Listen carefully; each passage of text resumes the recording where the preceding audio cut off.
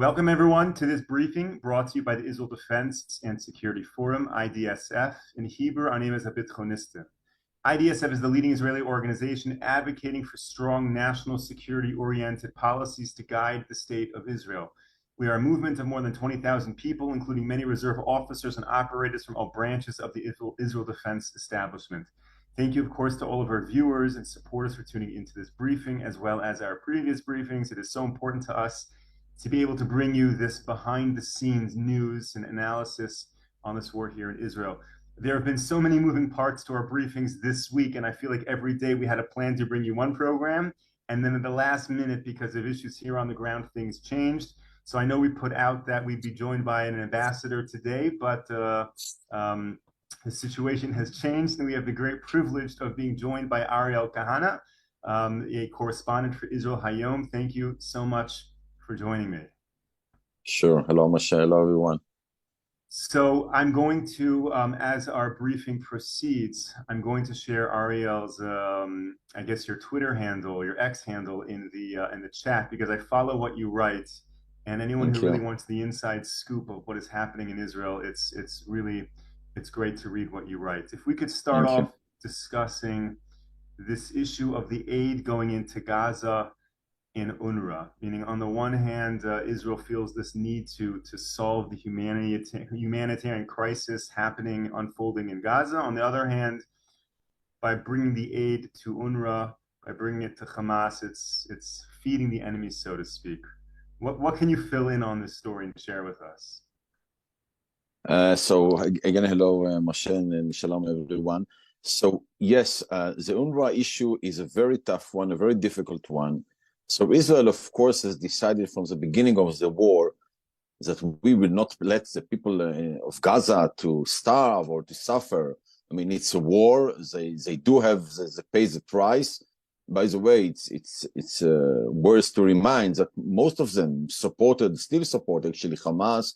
They voted for Hamas. They support the ideology, the murdered ideology of Hamas, and so on. But yet, you have their kids, you have the women, elderly, and so on.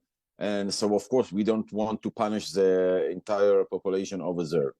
Yet, at the same time, the very significant problem is that UNRWA, which is a United Nations agency, which is supported to take care of the refugees in Gaza and in other places, I'll go into details in a minute.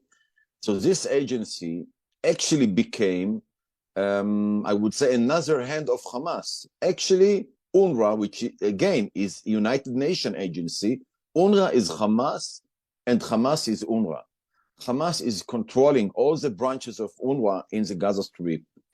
In hundreds of schools, of health places in Gaza, you could find terror. You could find. I mean, our soldiers found rockets, ammunition, guns, all of that again in United Nations area. UNRWA is supposed to take care of the education in Gaza. Not only they're not doing that, just this week I read a report saying that there are many analphabet students in Gaza, which means they don't know how to read. And that is because UNRWA is not doing what it should do regarding education as well. Instead of that, what they do educate for is for killing Jews. For example, if they wanna teach the kids in Gaza about the second law of Newton, and if you throw an apple, what happens to the apple?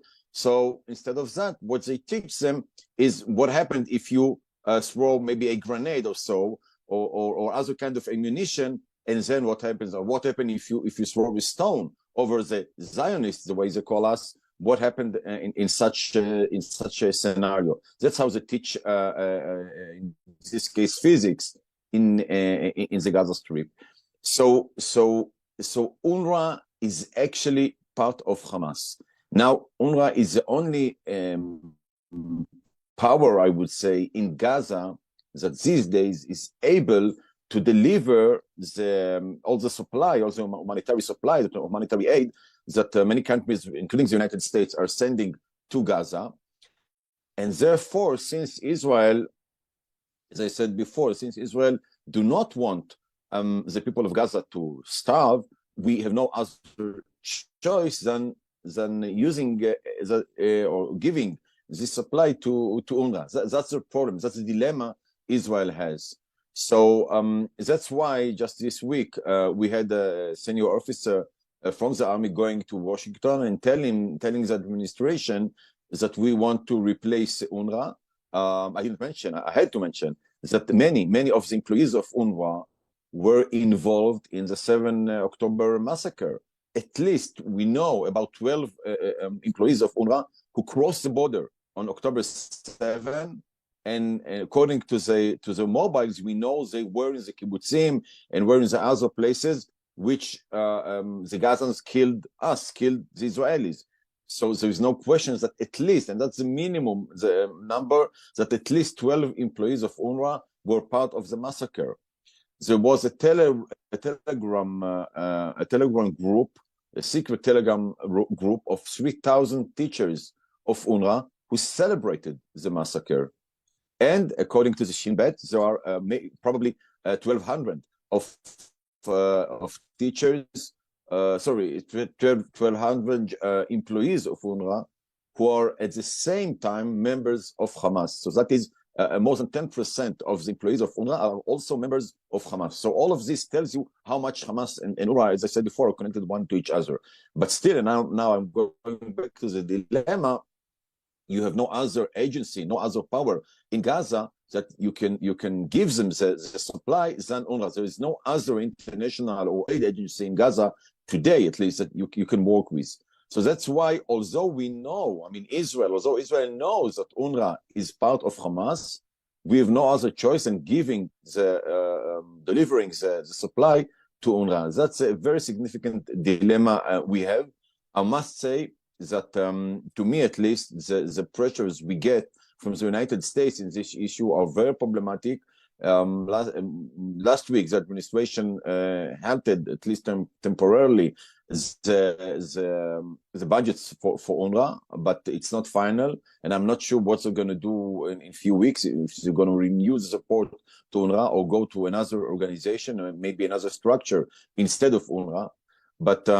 But for sure, that is a very problematic issue. Now, there is another part, Moshe, I don't know if we have time for that, but there is another part, and a very important one regarding UNRWA. There are actually, the United Nations has two agencies who take care about refugees around the world. One agency is taking care of the entire world. There are more than 100 million refugees around the world, and there are about 20,000 employees of the United Nations refugees agency who take care about those 100 million refugees around the world. So it's 20,000 in the entire world, or over 100 million refugees. And then the second refugees agency is UNRWA. UNRWA is working in 4 countries or 4 places, and that is Gaza, Judea and Samaria, or the West Bank, the way you call it, Lebanon, and Jordan. According to their numbers, there are 5.6, if I'm not wrong, 5.6 million refugees who are part of UNRWA, who get the help from UNRWA, as I said, in 4 countries. And in this case, it's 30,000 employees of UNRWA. So it tells you, those numbers are telling you, it's here it's 30,000 regarding 5 million, and here it's 20,000 regarding 100 million, and all around the world. So it tells you about the differences. It's a unique place. Again, there is no other refugees agency of the United Nations just related to us, to what they call the conflict here. And it tells you how much, I would say, attention the United Nations is putting just over here, not equally, not balanced with any other conflict around the world. Now, there is another very major difference between the United Nations regular agency of refugees and UNRWA. The United Nations Agency for Refugees, their mission is that no more than 2 generations, and usually much less after a few years, the refugees should be reestablished wherever they are. So if you were, I don't know, in the Second World War, refugees from Germany, and you find yourself in France or, I don't know, in Canada, so the United Nations will take care of you to renew your life in Canada. When it comes to the refugees, or regarding the conflict here, okay, the Palestinian refugees, there is no renewing of life. Their refugees position another, and that's the reason you have now it's the 5th generation of refugees since 1949. It's fathers, or at least grandmothers, and so on. So it tells you how much all this structure is ridiculous, because they do not take care of the refugees. What they do, they take care for is to incite against Israel. And those are major problems we have. Actually, UNRWA is not a tool to solve the conflict. It's a tool to promise the conflict will go on for decades and for generations to come, unless this issue of UNRWA will be solved. So because of those 2 major problems, maybe 3, which one is cooperating with terror, second, educating for terror, and 3, taking the problem from one generation to another, now there is kind of beginning of understanding, I would say, in some parts of the international community, in America and in other places, that UNRWA is not a solution, it's part of the problem. I don't know where it will go to. I hope very much that Israel and the United States and maybe other countries will do what has to be done in the coming weeks and replace UNRWA. Again, UNRWA has to be replaced with an agency that will take real care of the problem, and will try to solve the problem, and not to guarantee the problem will go on for many years to come. We have a few weeks to fix it. Actually, I hope it will happen in the coming days, and a lot of that is depending on the United States. Again, I hope it will happen in the coming weeks, and it is possible. Maybe last point about that, it's possible because UNRWA used to be working in Syria, and during the civilian war in Syria in the last decade, the previous decade, it was replaced with other organizations. So it tells you it's possible to replace UNRWA. You just have to want or decide you're doing it. So that's my, I would say, general statement about UNRWA. So when we talk about humanitarian aid from Israel going into Gaza, and reasons that there's a large group of Israelis trying to block that aid, so your focus is on UNRWA. You're saying that Israel gives the aid to UNRWA, and UNRWA is an agent of Hamas, so we're in effect supplying the enemy. But let me ask you just a moral question. Let's say there was an alternative to UNRWA. Does Israel have a moral obligation to supply the civilian population of Gaza during wartime? Israel's at war with Hamas. Does Israel have a moral obligation to supply the civilians within Gaza aid? Meaning, if we got rid of the UNRWA problem, would that still be a requirement? No question that Israel is trying to handle the war in the most moral way we can. It's a war. It's tough. It's very hard. Of course, everyone saw pictures of those people who lost their houses, and I feel sorry for that. But at the same time, Moshe, it's very important to emphasize between Hamas and the civilians. But the truth is, can you hear me well, Moshe? Okay. So, but the truth is, there is no such separation. It doesn't mean that every person in Gaza should be punished, not at all. But we do have to face the problem the way it is. Hamas was elected in a democratic way by the people of Gaza in 2006. There was never, during those 18 years, 19 years, not even one time any kind of fight or rebel or demonstrations against Hamas in Gaza. The people of Gaza were quite okay with the regime, with the brutal regime of Hamas. Okay? It must be said. And as we saw, according to the polls, they support what Hamas did. They support the massacre. Everyone could hear the celebrations in Gaza in October 7 and the days after. Just now, after Israel came, and we did what we have to do. Now they're beginning to understand what suffer Hamas brought them. But originally, they supported and maybe still support Hamas. At the same time, they are people, they live, they are human beings, and we respect that.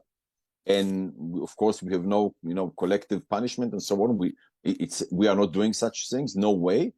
So whether it's UNRWA or any other organization, we will take care in the best moral way we can that people who shouldn't suffer will not suffer. But at the same time, if we know, and we know that the supply goes to Hamas, the truck aims from Israel or from Egypt to Gaza, immediately is being taken pictures. We know it's true. That's the way it goes. So have you ever heard about a country that's sending supply to the enemy during a war? I think it's immoral to behave this way. And so again, we have a conflict. We don't want people who are not clearly terrorists, we don't want them to suffer. But at the same time, it doesn't make sense. We will help our enemy. So that's a very serious dilemma. Everybody here are talking about it. And again, I hope in the coming weeks we could find a solution. Okay, let's talk a little bit about the current deal being proposed with Hamas. Are you able to kind of update us on the details of the deal, what's been rejected, what's on the table, and then more importantly, contrast this deal with that first deal that happened? So it seems to me there's going to be a deal, maybe not next week, but there's one after. There are talks taking place today in Cairo once again. Actually, these days we are waiting to hear what will how will Hamas reply to the, let's call it, general principles that were decided in the beginning of the week in a meeting that took place in Paris between the head of the Mossad, the head of the CIA, and the senior officials from Egypt and Qatar. So now the ball is in Hamas' hands, and by the way, the Islamic Jihad as well. Now, contrary to the previous deal, which was hard as well for us, this time it's going to be much, much harder. First of all, what is sure at the moment, I can tell you, we are talking about pause of the war, 1 day pause of the war for every hostages. That means there are now, we know about 136 hostages that Hamas still holds. So let's say they will just give us 30. It means 1 month that Israel will stop the war. That's a very problematic move by us. I'm not sure Israel will prove it, but you ask me what is that's on the table. It has to be said, that's on the table. But the higher price, Moshe, is going to be the terrorists that we will have to send free from jail. Unfortunately, I'm talking about terrorists, I'm talking about murderers, I'm talking about people who had a lot of blood on their hands. And if the IDF will not find the hostages in the tunnels of Gaza in the coming days, in 1 week or 2 weeks, we will have no other choice than to go to this awful deal. And we are talking that's going to be at least hundreds of terrorists and murderers that will go free, unfortunately, because we can't let our people, the Israelis, the hostages, we can't let them to die in Gaza in Sinwar hands.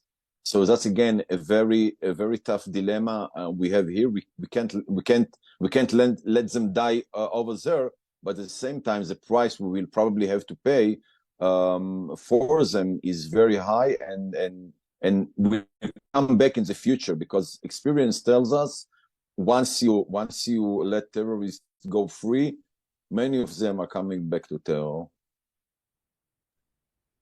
Many have noted that after the first ceasefire, there was a change in the way Israel responded and picked war back up in Gaza. Is that a big concern now for a second ceasefire? With whatever deal is made, will things just kind of fizzle out in terms of the IDF's operations in Gaza? So it's not accurate in a way. The army, the IDF had its plans about how the war will go since, I would say, not day one, but day seven, let's say. So about a week after the war began, there were those plans, and it was approved in the cabinet, and the army is moving forward according to the plans. The problem, or another problem, I would say, with the coming deal, or the coming deal is the intentions of the other players behind the scenes, or maybe even not so much behind. And I'm talking about Qatar, I'm talking about the United States, and also about Egypt. It says formally that the deal is just for letting the hostages go free, which everyone wants. And the prices, as I said before, are very high. But the American intention and the Qatari intention is that this deal will actually take us to the end of the war without eliminating Hamas. It will not be said publicly. The Americans would probably tell us, the Israelis, no, you gave Hamas, you punished them very strongly. They're almost dead. You did what you have to do, and that's enough. But that's not true.